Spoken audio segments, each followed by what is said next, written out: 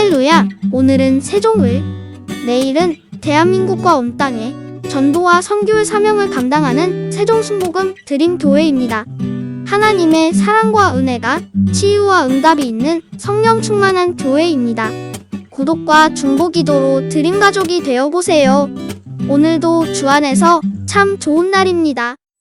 오늘은 우리 다 같이 디모데전서 5장을 공부하겠습니다. 디모데전서 5장 1절의 말씀을 읽겠습니다. 늙은 이를 꾸짖지 말고 권하되 아버지에게 하듯 하며 젊은이에게는 형제에게 하듯 하고. 우리가 함께 살면은 규칙이 있고 규칙을 지키는 사람도 있고 지키지 않은 사람도 있습니다. 가정에는 가정의 법도가 있어서 그 법도를 지켜야 돼요. 그와 같이 교회도 그러한 규율이 있어요. 교회에 우리가 예배를 드리는데 제 마음대로 행동을 하면은 질서가 문란하게 되어서 예배를 드릴 수 없지 않습니까? 교회 내에도 교회를 운영하는 데 있어서 여러 가지 법이 있는 것처럼 교회에 들어와서 생활하는데 우리가 사람들과 서로 교제하면서 살기 때문에 우리가 규율을 지키는 사람도 있고 안 지키는 사람도 있고 여러 가지 어려운 점이 많습니다.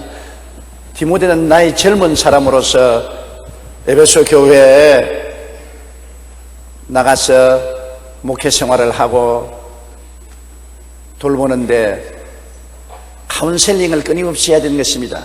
잘못하는 분들에게는 카운셀링을 하고 권면하고 꾸짖기도 해야 되는 것입니다. 그럴 때 바울 선생은 젊은 디모데에게 어떻게 교회 각계각층의 사람들하고 잘 카운셀링을 할 수 있을까? 그 교훈을 하는 중에 늙은 이를 꾸짖지 말고 권하되 아버지께 하듯 하라. 나이 잡수신 어른을 꾸짖지 말라는 것입니다. 사람이 나이가 늙으면 모든 것 다 잃어버립니다. 가장으로서의 권위도 놓아버리게 되고 사회적인 지위도 명예도 권세도 다 놓아버리고 늙은 사람이 가지고 있는 것은 말라 빠진 자존심 하나밖에 없습니다. 그래도 내가 나이 먹은 사람이니까 존경을 받아야 되겠다는 자존심 하나밖에 없는데 젊은 주의 종이 나이 많으신 교회 성도를 향해서 막 부하 사람처럼 꾸짖으면 굉장히 상처를 입게 되는 것입니다. 노인들은 자존심 하나 살아있기 때문에 굉장히 노여움을 잘 타고 잘 슬퍼합니다. 젊을 때는 그냥 털털 털어버릴 수 있는 것도 나이 잡았으면 꼼꼼하게 마음이 꼬부라지고 잘 펼쳐지지 않습니다. 그러므로 노인들의 자존심을 건드려서는 안 돼요. 그거 하나밖에는 가진 것이 없기 때문에 잘 모셔야 되는 것입니다. 이러므로 노인들이 잘못할 때는 아버지를 권면하는 마음으로 권면을 하지 대놓고 꾸짖지 말라는 것입니다. 자존심을 짓밟고 상처를 입히면 마음의 상처가 깊어져서 나중에 주님 교회를 떠날 수도 있는 것입니다. 그러므로 아버님을 여러분 대할 때 아버님을 꾸중하고 아래 사람 대하듯이 말하지 않잖아요. 정상적인 사람은 부모를 존경하면서 권면을 하죠. 아버님 이렇게 하는 게 좋겠습니다. 저렇게 하는 것이 좋겠습니다. 이렇게 해 주십시오. 저렇게 해 주십시오. 그처럼 노인들을 대할 때는 꼭 아버님을 대하는 것 같이 권면하고 사랑으로 훈도를 하라는 것입니다.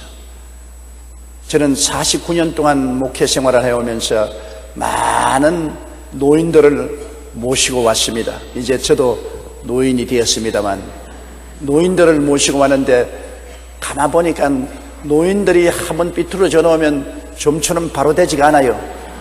가서 권면을 하고 달래고 부탁을 하고 그렇게 하지 않으면 좀처럼 잘 삐뚤어지지 않습니다. 그런데 제가 우리 최하실 목사님하고 같이 목회를 했는데 우리 최 목사님은 단도직입적인 성격이 있어서 노인이라도 잘못하면 탁 쏘아버리고 그냥 탁 찢어가 소금을 탁 쳐버리거든. 굉장히 분노를 해 있습니다. 그러면 저는 불 끌어당기는 소방대원이요. 우리 최 목사님 불을 붙여놓으면 나는 가서 불 끄는 소방대원인데 가서 몇 시간이고 꿇어 앉아서 달래고 이해를 시키고 설득을 하고 사과를 하고 그렇게 되면 마음이 돌아서는 것을 보았습니다. 정말 굉장히 힘들었습니다. 또 최 목사님은 우리 어머님하고 같은 나이라 또 최 목사님 보고 좀 부드럽게 대하시고 그렇게 왈가닥하게 대하면 목회를 못한다 하면 또 최 목사님이 삐뚤어지는 것입니다.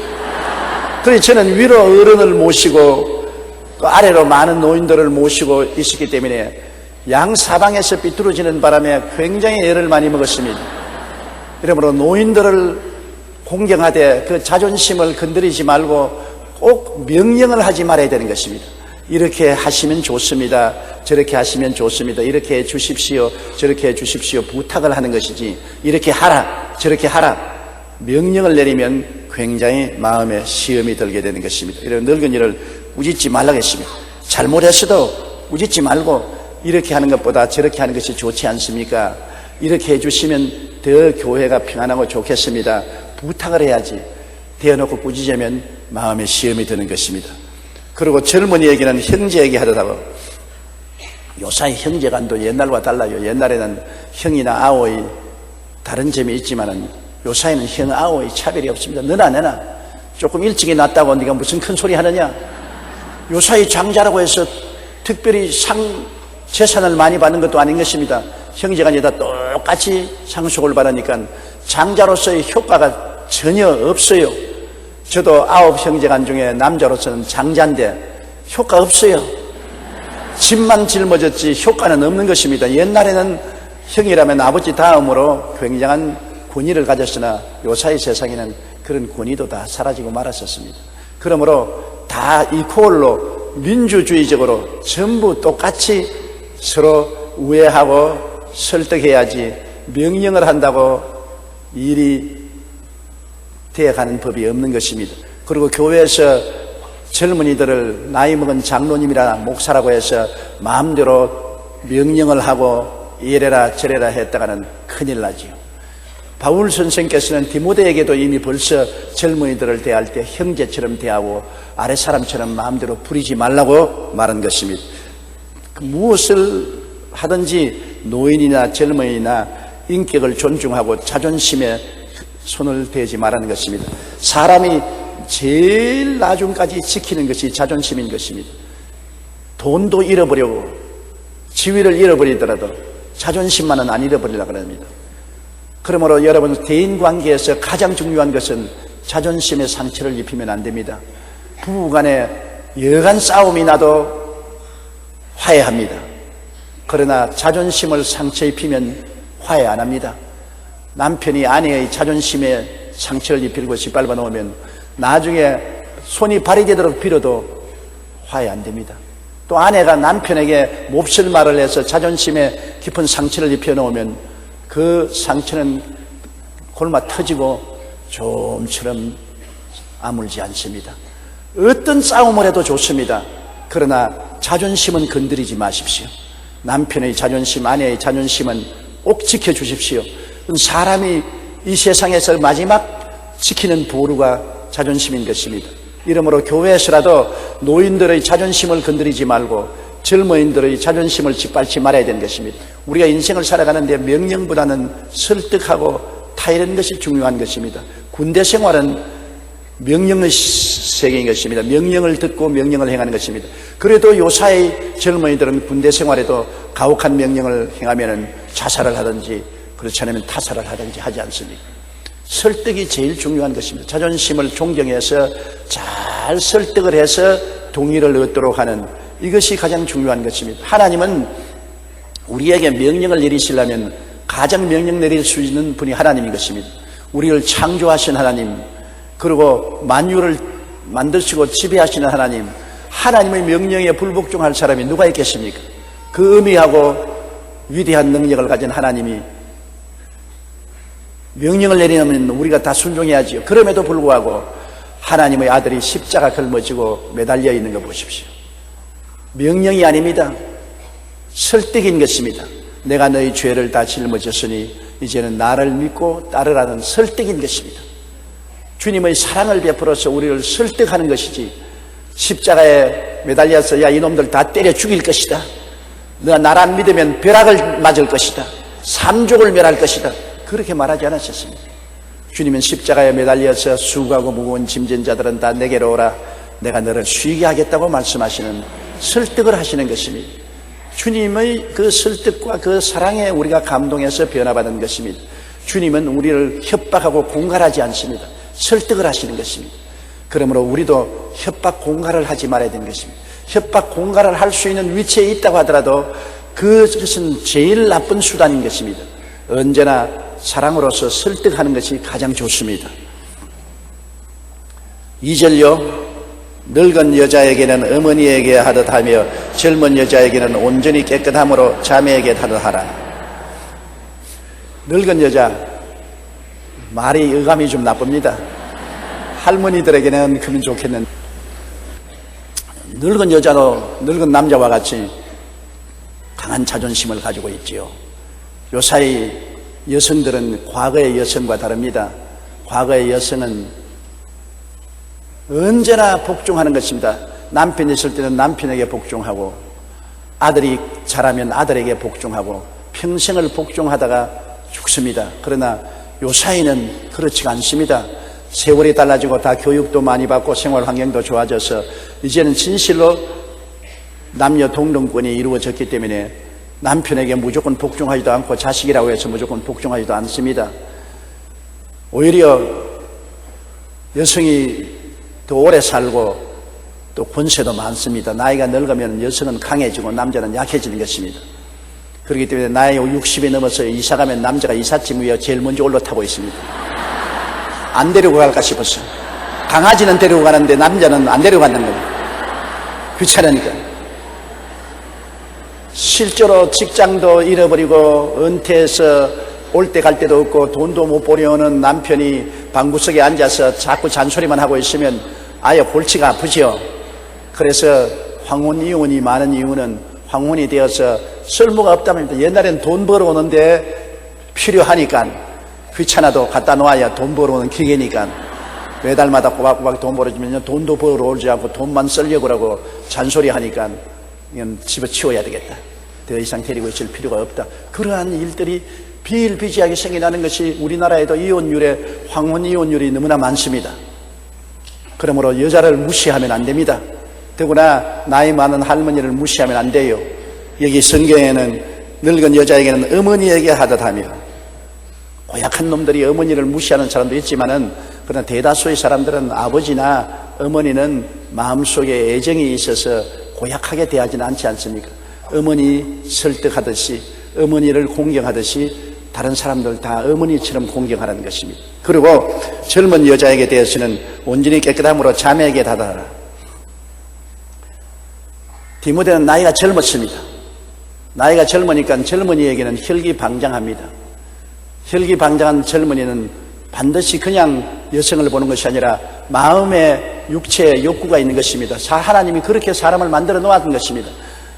하나님이 남자가 그 부모를 떠나 여자와 연합하여 한 몸을 이룰지라고 했는데, 남자는 여자보다 더 강하게 마음에 여자를 아내로 삼고 싶은 욕망을 가지고 있습니다. 또 육체적인 성적인 욕망도 여자보다 훨씬 강합니다. 그렇기 때문에 아무리 절제를 한다 해도 남자는 여자를 보면은 마음의 욕망이 그 결정을 사로잡을 때가 많이 있는 것입니다. 이러므로 젊은 디모데가 목회하는데 젊은 여성들이 오면은, 더구나 인물도 좋고 날씬하면은 눈이 크게 떠지는 것이거든요. 그리고 말 한마디라도 친절히 하는 것입니다. 사람은 태어날 때부터 성자가 절대로 없습니다. 사람은 다 양면성이 있어요. 거룩하고 성결하고 의롭고 착하게 살려는 마음이 있음과 동시에 음란하고 방탕하고 세속적으로 살고 싶은 욕망도 있는 것입니다. 그렇기 때문에 항상 회개하고 자복하고 기도하는 것이지, 나는 전혀 음란하고 방탕하고 세속적인 마음이 없다고 하는 사람은 거짓말하는 사람인 것입니다. 아담과 하와 자손으로 타락한 이후로 여러분, 사람들이 육체의 욕망에 사로잡혀서 고생 안 하는 사람이 누가 있습니까? 그렇기 때문에 우리 젊은이들을 자꾸 자극하는 일들이 많이 있으니, 인터넷을 통해서 음란물이 나오고, 중고등학교 다니는 애들 한참 혈기왕성한데 그러한 성적인 메시지를 전달하는 몸 놀림을 가지면 굉장히 충동을 주지 않습니까? 그러니까 범죄하고 가출하게 되고 범죄하게 되고 문제가 생겨나는 것입니다. 문제는 이 젊은이들이 올바른 사고를 할 수 있도록 사회가 도와줘야 되는 것입니다. 자꾸 욕만 하면 안 돼요.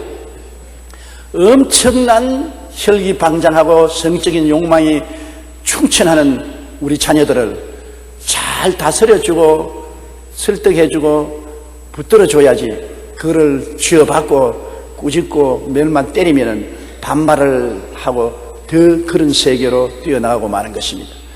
이러므로 교회에서도 젊은 교역자들이 젊은 여성들하고 서로 대하는데 굉장히 조심해야 되는 것입니다. 왜냐하면 강력한 유혹이 몸에 있기 때문인 것입니다. 유혹이 멀리 있으면 모르겠는데 자기 몸속에 유혹이 있기 때문에 그 유혹의 강한 욕망을 누르고 목회를 해야 되므로 굉장히 힘듭니다. 이렇기 때문에 젊은 주의 종들이 가장 극복하기 힘든 것이 젊은 여성들을 대하는 데 있는 것입니다. 또 젊은 여성들은 젊은 교역자들을 유혹하지 말아야 되는 것입니다. 조금이라도 유혹하는 태도를 보여서 주의 종을 넘어뜨리면 안 됩니다. 왜냐하면 주의 종 한 사람 만드는데 10년이 걸립니다. 주의 종 한 사람 만드는데 10년이 걸리는데 넘어뜨리는 데는 한 달도 안 걸리는 것입니다. 10년 동안 투자한 주의 종을 한 달도 안 되어서 박살을 내버리면 얼마나 큰 죄입니까? 얼마나 큰 손실인 것입니까? 자동차는 부서뜨리더라도 곧장 새로 살 수 있지만은 주의 종은 한 번 망가지면 다시 재기불능하지 않습니까? 우리가 서로 도와줘야 되는 것입니다. 주의 종은 주의 종으로서 기도하고 스스로 젊은 자매에게는 일절 자기 친자매처럼 대하겠다고 마음에 결심을 하고, 또 젊은 자매님들은 젊은 주의 종들을 대할 때 경계를 가지고 너무 가까이 대하지 말고 언제나 조심스럽게 행동을 해야 된다는 것을 알아야 되는 것입니다. 잘못하면 사탄의 도구가 될 수 있기 때문인 것입니다. 3절요. 참 과부인 과부를 존대하라. 옛날 교회는 장로 집사만 교회에서 제도적으로 도와준 것이 아니라 교회 과부 명부가 있어서 과부들을 도와주었습니다. 왜 그러냐 하면 요사이는 상업화 사회, 산업화 사회가 되기 때문에 여성들도 직장을 구해서 일을 하고 생계를 도와줄 수 있지 않습니까? 그런데 옛날에는 정말 과부가 되면 그로서 끝장입니다. 왜냐하면 남편 벌어두어서 그 받아먹고 살다가 남편이 세상을 떠면은 여성이 직장을 구할 수가 없어요. 사회 제도가 사회 진출을 못하게 막았지요. 그러니 그 당시에는 여성들에게 교육받을 기회도 안 주었지요. 사회 진출할 기회도 안 주었는데 남편만 믿고 살다가 남편이 세상을 떠니까 이제는 의지할 곳이 없습니다. 그러므로 거지가 되는 수지, 안 그러면 죽는 도리밖에 없어요. 이러므로 교회에서는 참된 과부를 도와주는 제도가 있어서 교회에서 과부를 돌보는 일을 한 것입니다. 참 과부인 과부를 존대하는데 진짜로 하나님을 섬기고 중심이 바로 잡혀서 교회를 섬기고 사는 참 과부를 존대하는 것입니다. 4절요. 만일 어떤 과부에게 자녀나 손자들이 있거든 그들로 먼저 자기 집에서 효를 행하여 부모에게 보답하기를 배우게 하라. 이것이 하나님 앞에 받으실 만한 것이니라. 과부에게 남편 세상 뜨고 이제 아들, 딸들이 없고 손주만 있으면은 자녀나 손자, 자녀도 있고 손자가 있으면 자녀와 손자들이 책임지게 하고 교회가 책임지지 말게 하라. 근데 요사이 진짜로 여러분, 남자 과부나 여자 과부나 참 자녀들이 분명히 호적에 있음에도 불구하고 자녀들이 안 도와주는 건데, 정부에서는 자녀들이 있다고 해서 정부의 도움을 안 베풀어 기가 막힌 사람들 많습니다. 자녀들이 분명히 호적에 있으니까 자녀들이 도와주는 사람에게는 국가에서 보조가 없습니다. 그런데 실제 자녀가 도와주느냐? 한 번도 머리도 내놓지 아니하는 자녀들이 많아요. 그러면 이 노인들은 어떻게 삽니까? 휴지 줍고 뭐 쓰레기 뒤지고 그 사는 생활이 막연하죠. 그러나 교회에서도 똑같습니다. 자녀가 있으면 과부로 취급하지 말아야겠습니다.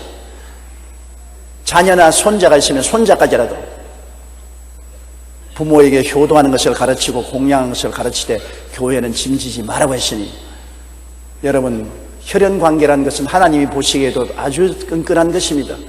부모와 자녀, 손주까지도 혈연관계를 명령한 것입니다. 이것은 자녀와 손주까지만 연결하고 그 이외 일가 친척은 말하지 않았습니다. 직계가족, 아들, 딸, 손녀, 손자, 이런 직계가족은 꼭 부모를 돌보고 교회에 짐이 되지 않도록 하라고 그렇게 말을 하고 있는 것입니다. 5절요. 참 과부로서 외로운 자는 하나님께 소망을 두어 주야로 항상 간구와 기도를 하거니와, 참 과부, 가짜 과부가 아니고 참 과부로서 외로운 사람은 항상 교회에 와서 기도하고 신방하는 일에 협조하고 진실로 하나님을 섬기는 그런 삶을 사는 것입니다.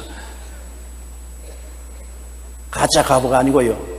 가짜 과부는 하나님 섬기는 마음이 사라져가지고서 세상으로 돌아다니고 손가락질 받고 사람들에게 모욕을 당하는 이런 일들이 있기 때문에 그런 것을 조심하라는 것입니다. 참 과부로서 외로운 자는 외롭습니다.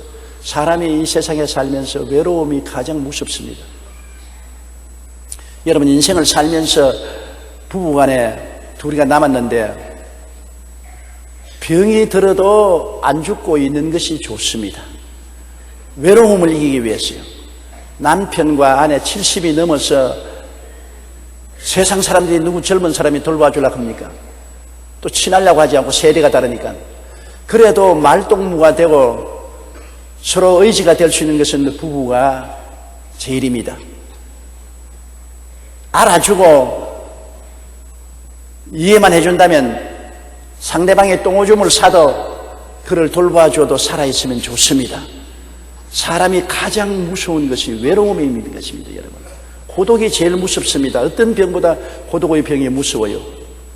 그런데 살아있어서 대화라도 하고 수발이라도 하고 돌봐주면서 사는 것은 고독을 면할 수 있기 때문에 굉장히 도움이 되고 살아가는데 삶의 질이 그래도 향상될 수 있습니다.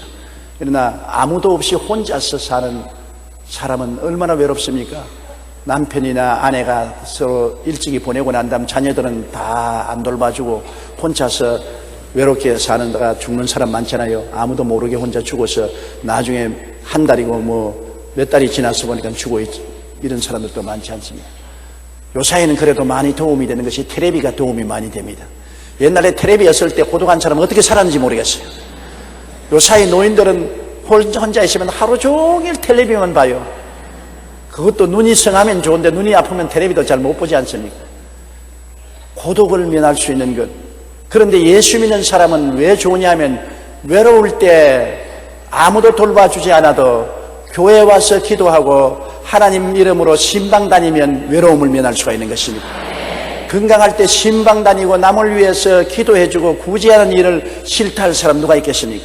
그러므로 참된 과부로서 외로운 사람은 교회에 와서 하나님 섬기고 신방 열심히 하고 하나님 사업에 봉사활동을 하게 되면 외로움도 면할 수 있습니다. 또 이런 사람을 성경에는 참 과부로 인정을 하는 것입니다. 우리 교회는 여러분 여러 가지 부서가 많이 있지 않습니까? NGO도 있고 또 허스피스도 있고 사회사업부도 있고 농어촌 선교회도 있고 여러 선교회에 내가 힘이 있을 때는 거기에 가입해서 봉사활동을 할 수 있으므로 외롭지 않고 서로 교통이 되고 좋은 것입니다. 그러므로 교회가 우리 고독을 면하고 하나님을 섬기고 사는 좋은 장소가 될 수가 있는 것입니다.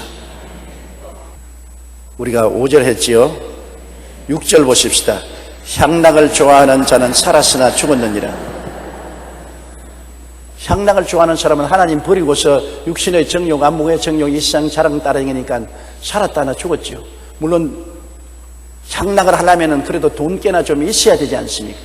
돈이 있어야 태국으로 놀러도 가고 제주도로 놀러도 가고 뭐 여행도 떠나고 하려면 돈이 많이 듭니다. 돈이 있는 사람은 그 향락에 빠져서 향락을 추구하고 하나님을 멀리하고 신앙도 잃어버리고 영생도 잃어버리는 것입니다. 이 세상에 가장 귀한 것이 나이를 먹을수록 예수 그리스도를 구주로 확실히 모시는 것이 귀중한 것입니다. 예수님 안에서만이 참 소망이 있고 참 사랑이 있고 믿을 때가 예수밖에 없기 때문인 것입니다. 이 세상은 점점 다 떠나갑니다. 남편도 떠나가고 아내도 떠나가고 자식들도 떠나가고 건강도 떠나가고 아름다움도 떠나가고 오직 외로운 고독한 메마른 인생만 남아있는데 그 인생에 단비를 내려주시고 그 인생을 뜨겁게 사랑해 주시고 붙들어 주시는 예수님밖에 없습니다. 주 예수보다도 귀한 것이 없습니다. 그러므로 나이 먹을수록 예수님을 더욱 사랑하고 주님을 의지하고 주님과 함께 살아야 되는 것입니다. 그러면 주님이 이 땅에 살 동안에도 우리를 군이 있게 살고 품위 있게 살 수 있도록 붙들어 주실 뿐 아니라 우리가 죽을 때 편안하게 눈을 감을 수 있는 것입니다. 죽을 때 누가 우리와 같이 죽어줄 수 있습니까? 죽음의 터널을 지날 때 예수님이 손잡아 이끌어 주시고 저 세상 밝은 곳으로 인도해 주시니 예수님이야말로 나이 먹었을 때 가장 가까이 해야 될 분인 것입니다. 이 세상의 일락이란 지나가 버리는 그뿐입니다. 여러분, 어제 잘 먹은 것 오늘 무슨 효과가 있습니까? 어제 잘 입은 옷 오늘 무슨 효과가 있겠습니까? 어제 좋은 호텔에 가서 잠잤다고 해서 오늘 무슨 효과가 있습니까? 세상은 다 지나가 버리는 것입니다. 하나도 붙잡고 있지 못합니다. 다 놓쳐버리는 것입니다. 나도 놓쳐버리고 세상도 나를 밀어내버리는 것입니다. 그러나 나를 끝까지 붙잡아 주시고 놓지 아니하시고 품어주시고 인도해 주시는 분은 예수님밖에 없습니다. 그러므로 나이 잡으신 여러분, 예수를 사랑하십시오. 예수님은 여러분을 차별하지 않고 사랑해 주시기 때문인 것입니다. 향락을 좋아하는 자는 살았으나 이미 죽었습니다. 그 영혼이 죽었습니다.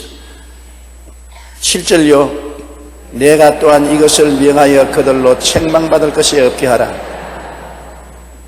다시 말하면 과부들로 하여금 향락을 좋아하지 말고 주님을 중심으로 섬기고 살아는 하고, 그리고 아들이나 딸들이 있으면 손주와 함께 부모님을 섬겨서 교회에 짐이 되게 하지 말라는 이러한 것을 가르치라고 말한 것입니다. 8절요, 누구든지 자기 친족 특히 자기 가족을 돌보지 아니하면 믿음을 배반한 자요 불신자보다 더 악한 자니라. 굉장히 강한 말인 것입니다. 누구든지 친족, 즉 자기 가족, 직계 가족을 말하는 것입니다. 아버지, 어머니, 아들, 딸, 손주, 직계 가족, 직계 가족을 돌보아 주지 아니하면 믿음을 배반한 자요 불신자보다 더 악하다고 말하는 것입니다. 이 성경은 하나님 성령이 우리에게 말씀하는 것인데, 믿음을 배반한 자요 불신자보다 더 악하다고 했으니까 뭐 구원 못 받는다 그 말로 강해지는 것입니다.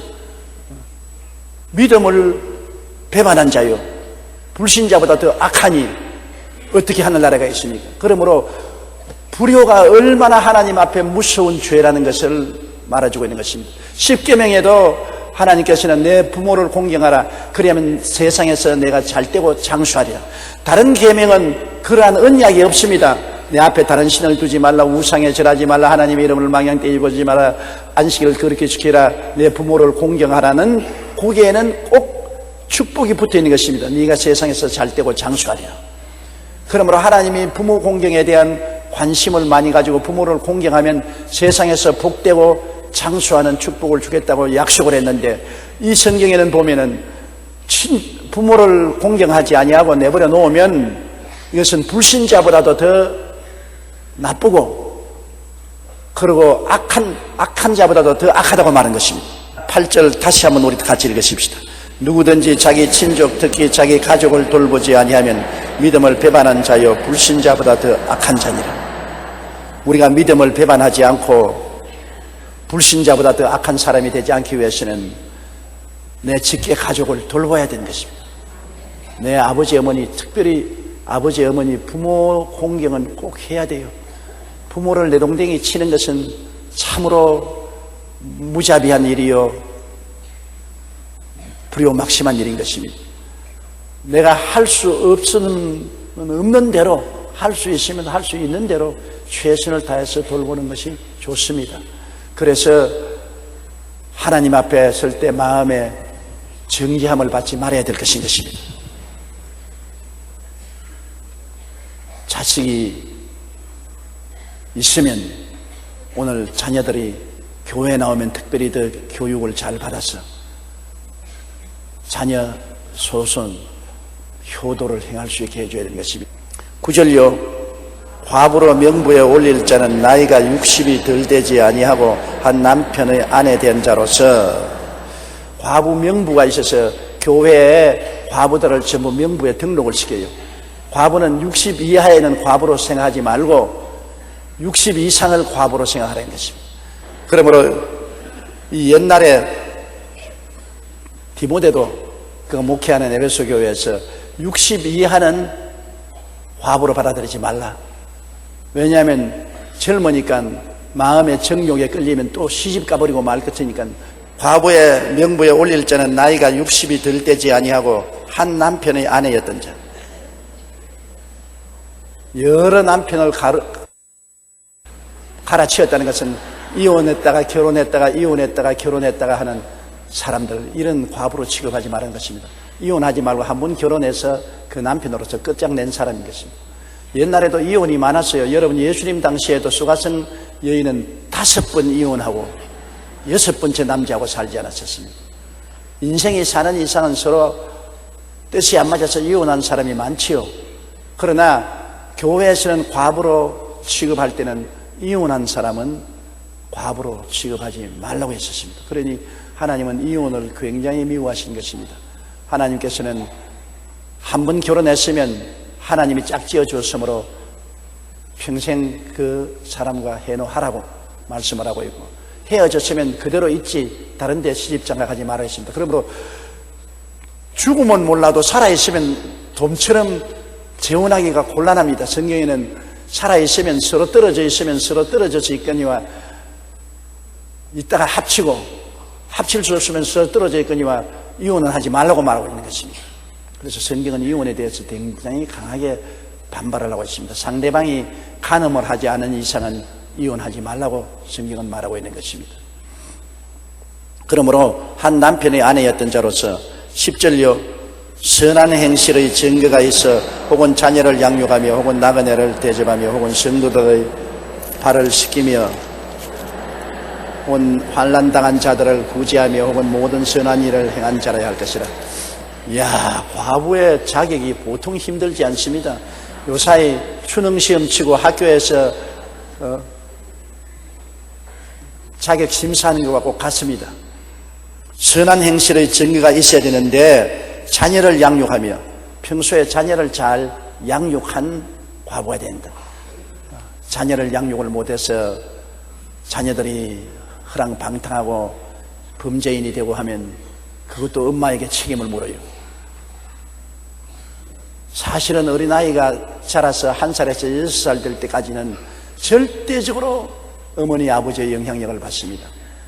자녀는 백지와 같습니다. 백지에 먹을 떨어뜨리는데 좋은 그림을 그려놓든지 확 지어놓든지 하는 것은 부모가 하는 일인 것입니다.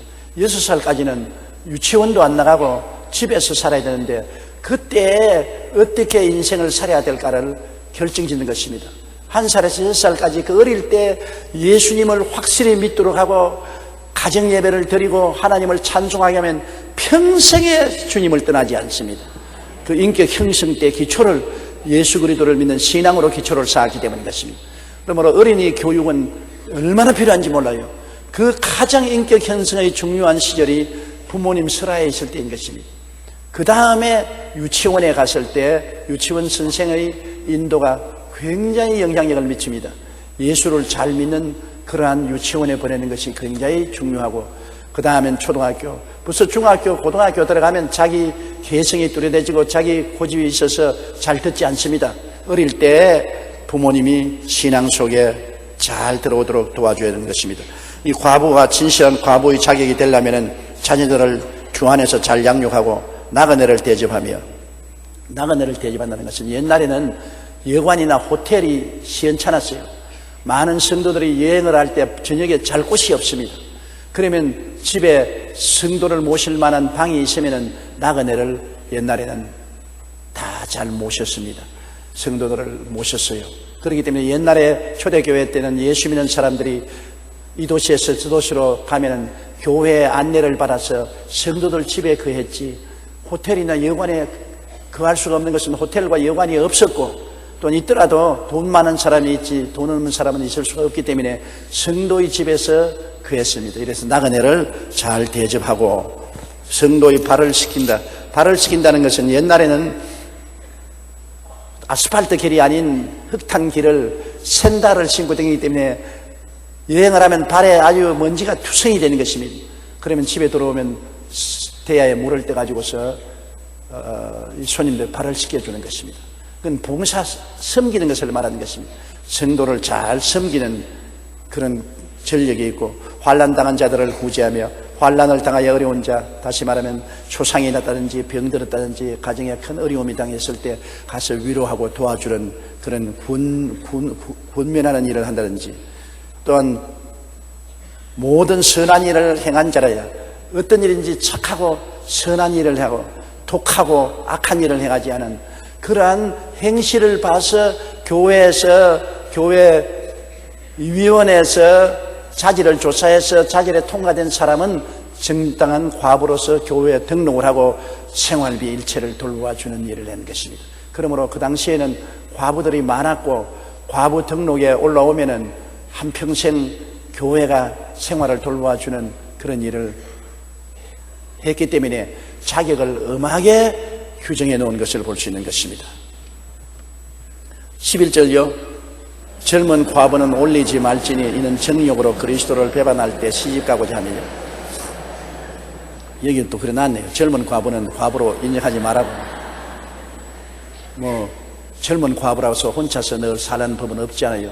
젊은 과부로 있다가 눈 맞은 남자가 있으면 시집 가버리는 것이니까. 시집 간다고 해서 신앙을 배반한 일은 아니지요.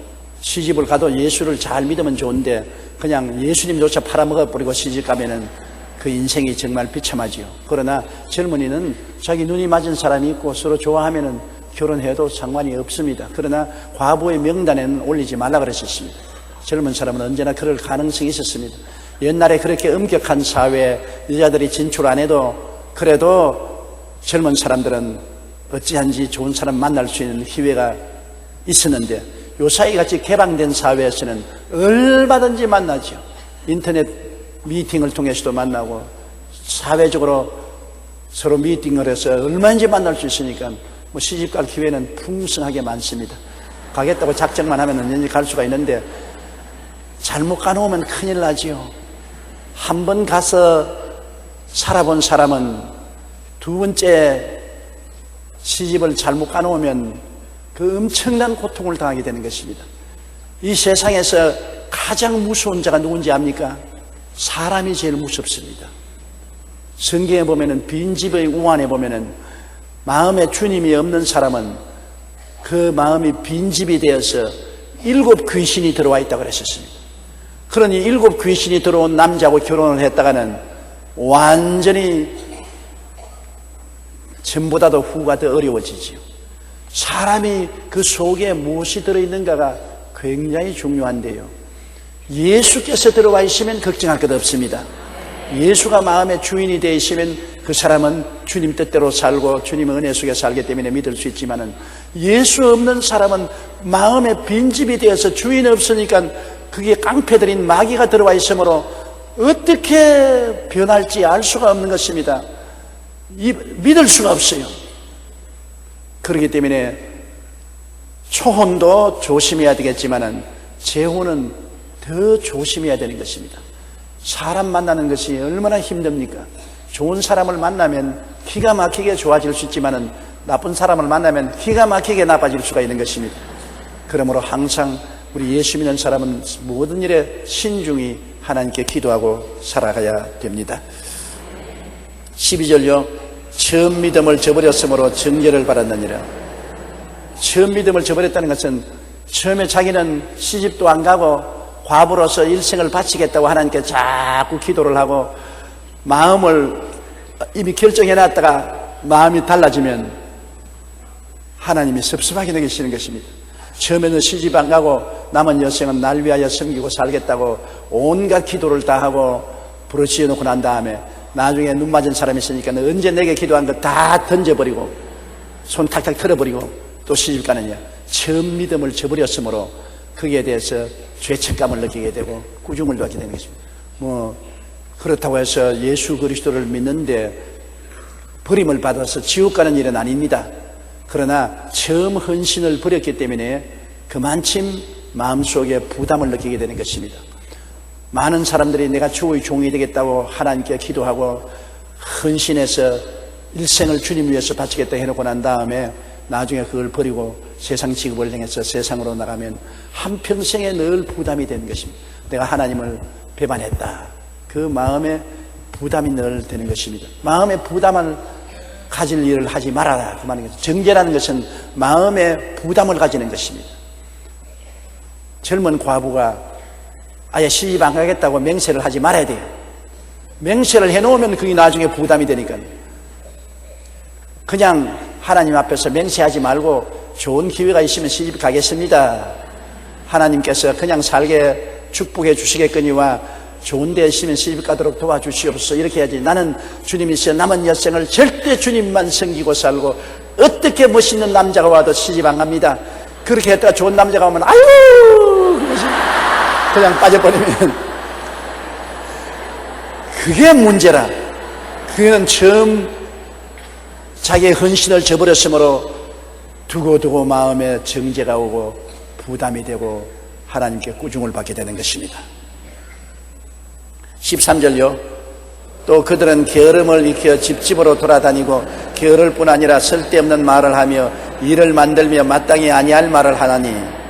젊은 과부 별로 할 일 없으니까 게으름을 익혀가지고 집주에 돌아다니며 말 물어다 나르고 할 일 없으니까 오늘은 이 집 내일은 제 집에 다니면서 하루 종일 흉만 보고 나무 이야기만 하는 것입니다. 14절요. 그러므로 젊은이는 시집 가서 아이를 낳고 집을 다스리고 대적에게 비방할 기회를 조금도 주지 말기를 원하노라. 아멘. 올바른 말씀입니다. 젊은 과부는 시집을 가라. 그래서 남편 섬기고 애 돌보면은 그게 바빠가지고서 남의 말하고 돌아다닐 기회가 없다. 그럴 시간이 어디 있습니까? 남편 섬기고 애 기르고 애 기르는데 얼마나 시간이 갑니까? 그래서 마귀로 틈타지 못하게 해서 나무 말 물러다 나르고 분쟁을 일으키는 일을 하지 말라고 성경은 말하고 있는 것입니다. 젊은 과부는 시집 가라. 그리고 또 시집 가서 그냥 살지 말고 애 낳아라. 요 사이는 애를 안 낳으려고 하니까 이 말이 적절한 것입니다. 시집 갔으면 애 낳아서 기르고 그리고 집을 다스리니까 얼마나 바쁩니까? 마귀의 비방할 거리를 줄 수가 없는 것입니다. 15절요. 이미 사탄에게 돌아간 자들도 있도다. 할 일 없이 돌아다니면서 남 비방을 하다가 마귀의 올무에 걸려서 사탄에게로 돌아가고 주님 저버린 사람들도 있다는 것입니다. 이 바울 선생이 왜 과부만 자꾸 이렇게 흔드는지 모르겠어요. 그러나 그 당시에도 여성들이 파워가 없는 것 같이 보이지만은 그러나 여성들이 시간이 많이 나고 그리고 교회 확실한 과부가 되지 못하고 떠돌이 과부가 된 사람들이 문제를 많이 일으키는 것이 사실인가 봅니다. 교회에 많은 문제를 일으키는 장본인이 된 것이 사실이기 때문에 여기에 그렇게 말씀하고 있는 것입니다. 16절요. 만일 믿는 여자의 과부 친척이 있거든 자기가 도와주고 교회가 짐지지 않게 하라. 이는 참 과부를 도와주게 하렵니다. 이제 심지어는 직계 가족뿐 아니라 친척 중에라도 과부가 있으면 친척이 잘 살면 친척이 도와주어서 교회 짐을 지우게 하지 마라. 교회는 복음을 전도하는 일에 돈을 많이 써야 되는 것입니다. 교회에 헌금이 들어오면 그 헌금을 가지고 복음 전도에 많이 돈을 써야 돼요. 선교사를 파견하고 교회를 개척하고 성도들을 신앙으로 교육하는 데 돈이 많이 들지 않습니까? 그러나 과부를 돌보는 일은 교회가 될 수 있으면 맞지 않아서 거기에 비용을 쓰지 않도록 하라는 것입니다.